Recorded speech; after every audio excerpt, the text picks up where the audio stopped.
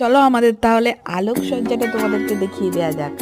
এখান থেকে আমাদের শুরু হচ্ছে আলোকসজ্জা, গেট যেটা বলতে পারো আর কি। তো চলো দেখে না।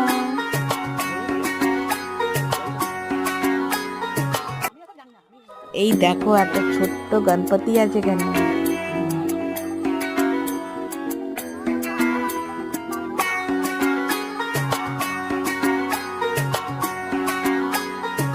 এখানে এখানে দেখো পুকুরের মধ্যে লাইট দেওয়া হয়েছে।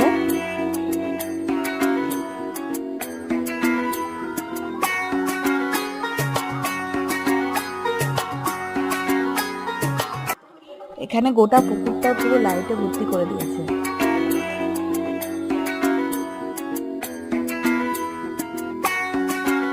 আর এখানে মা মণ্ডপে প্রবেশ করে গেছে আর আমরা সবাই এখানে বসে আছি।